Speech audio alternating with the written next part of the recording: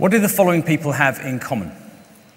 Madonna, David Beckham, and the Pope. Sounds like a joke, doesn't it? But the answer is they all wear a cross as jewellery. But have you ever stopped to think how weird that is, actually? Because the cross was a form of execution. What would you think if you saw someone wearing electric chair earrings or lethal injection cufflinks? Or this, I borrowed this natty piece of neckwear from Nicky Gumbel, the man who made the Alpha Course what it is today. Clearly very groovy. It's a nice little gallows there, or hangman's noose. What would you think if you saw someone walking around with that?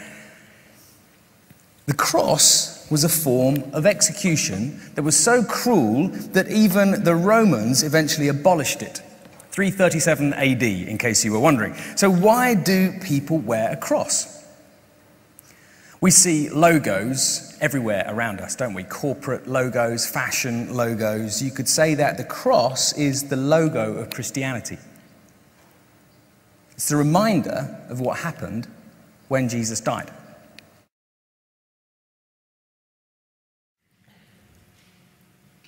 Now, I like to think that I'm a pretty cool individual. I like to think that I can keep my head when all around are losing theirs. I like to think it's true, but it's not. And on one classic occasion, that was very evident to me. I was at the church. I was in the basement of the church. I was going to get a coffee, but I was stopped in my tracks when I saw her. There she was, talking to a friend of mine. She, beautiful, me, dumbstruck.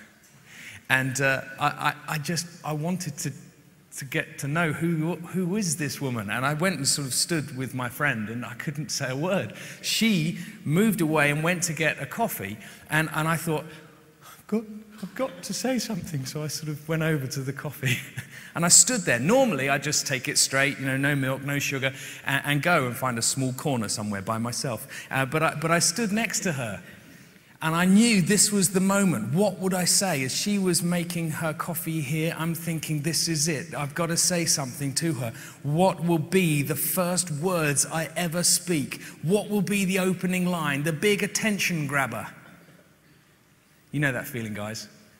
And as if it was the greatest dilemma ever, do you know what my opening line was? I picked up the milk jug and said, to have milk or not?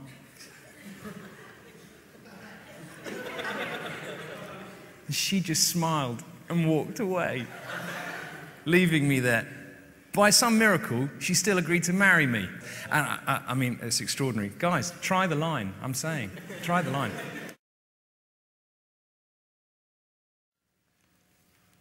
So as we come to the end of this Alpha course, thank you. There's an important question for each of us, and this is it. Ready?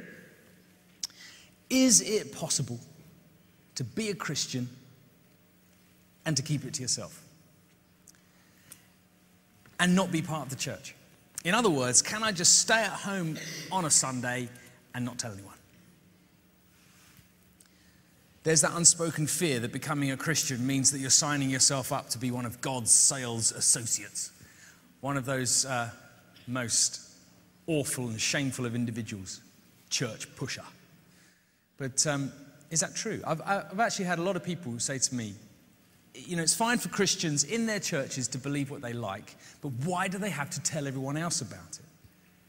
Well, the simple reason is Jesus told us to. Jesus died to forgive us. He came back to life, and he said to his disciples, right now, go and tell people. Get out there, go and tell people this amazing news. You can be forgiven, you can be set free, you can know what it is to be alive. For some reason, this is God's plan, to use us, each one of us, to tell others. There was once a wealthy art collector by the name of Baron Fitzgerald. This man had one son. The day came for the son to leave home, and while he was away, he died. The wealthy father never got over the loss of his son. When the Baron died, his will called for all his paintings to be sold. It was a rare and valuable collection, and prospective buyers came from all over the world. On the day of the auction, the crowd gathered, and the lawyer read from the Baron's will.